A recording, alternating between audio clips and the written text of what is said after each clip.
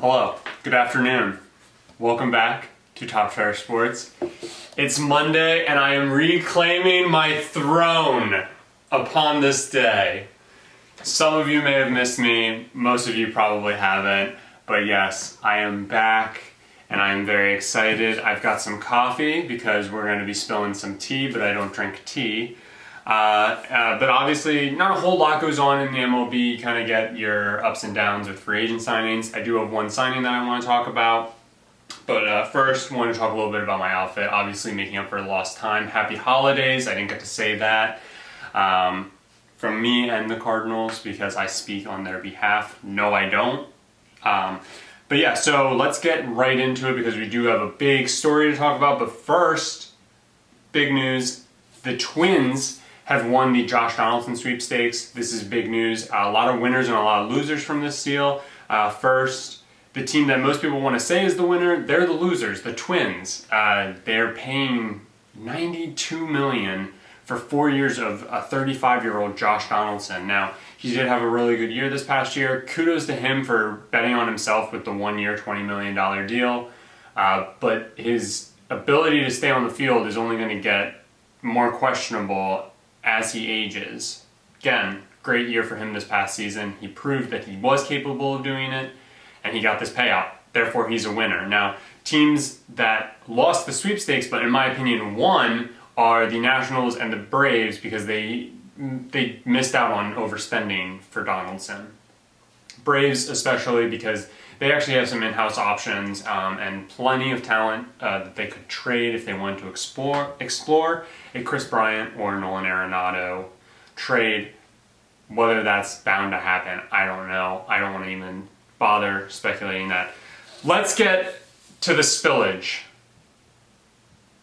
The Astros, the Houston Astros, World Series champion Houston Astros are cheaters, as you all know, and so much has blown up since the news broke about them cheating and them getting their penalties. So the fallout, some of it is a bit questionable, and some of it I think was really good. And I think MLB showed that there's zero tolerance.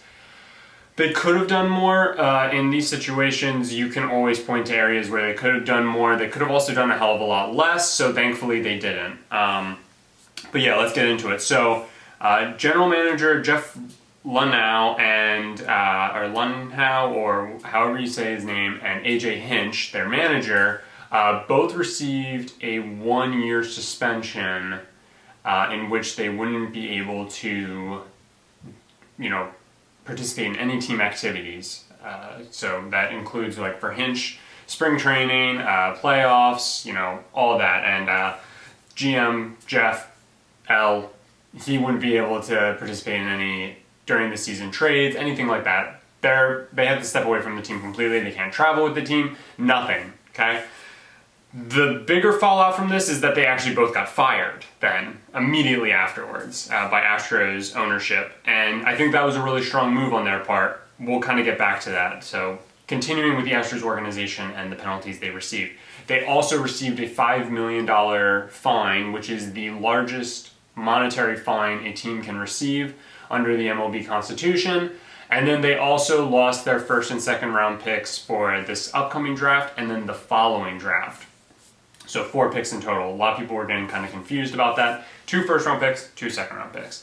Now, where they could have lost more and stuff like that. Obviously more money, $5 million for a team really isn't that much. But again, that's just how the Constitution's written. So not much they could do there. They hit them with the biggest they could. So in my opinion, good on them. I think AJ Hinch and GM Jeff Luhnow should have both been given lifetime bans for this to truly show the severity of it. Now, whether or not either one of them will get picked back up after their suspension, it's questionable, but we see it all the time with players. Talent pays. AJ Hinch is renowned as a manager. Luhnow has been renowned as a GM and his ability to develop talent and to draft. So definitely think more could have been done there. Then that also goes into the draft pick thing. Astros have been notorious for their ability to draft and to develop their players, so I'm not really sure. I mean, baseball's a crapshoot in the draft, so I'm not really sure how much a first round and second round pick hurts.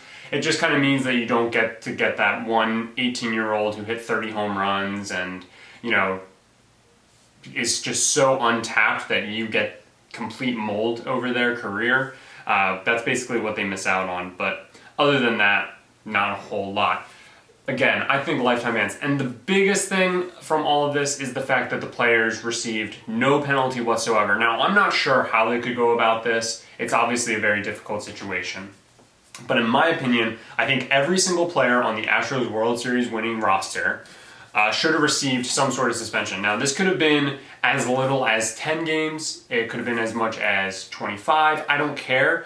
But specifically for the Astros, they would have been in a very difficult situation with service time.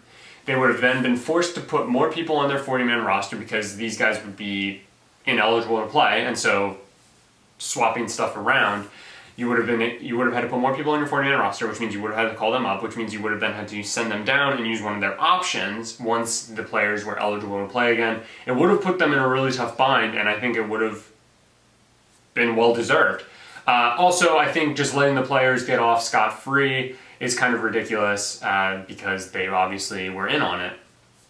Even more so than that is the fact that the players didn't receive any fine or anything of that matter, and the World Series is still, to this day, as of recording this video, is still the Astros World Series championship. So none of that changed.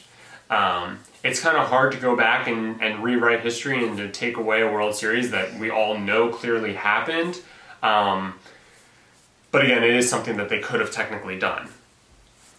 More fallout from all of this is Alex Cora of the Red Sox, formerly of the Red Sox. He was the bench coach for the Astros during all of this.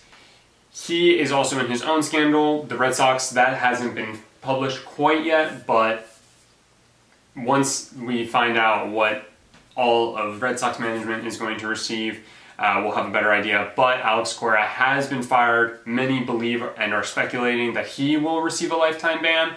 So in my opinion, if he's receiving a lifetime ban, how isn't AJ Hinch? And then last but not least, Carlos Beltran. He was the player who apparently was most involved in all of this for the Astros. He technically would have been off scot-free. He did just get hired as the Mets manager, and he also just got fired as the Mets manager. They wanted to kind of step away from all of that and kind of keep their hands squeaky clean from all of the drama. So that'll do it for this episode. Are you guys happy that I'm back? I'm happy to be back. I really missed all this. Obviously, Vic talked about potential changes, so be sure to let us know what you think of those. Comment down below, what do you think about the Astros penalties? Do you think it was too soft? Do you think it was good enough? Do you think it was too harsh? I doubt anybody thinks that. And how do you think the whole World Series title should go? Do you think they should lose it? And also, if you want to speculate on what you think is going to happen with the Red Sox and the biggest cheater we've ever seen in Alex Cora, let me know down below as well. And yeah, happy to be back. I will see you guys next week.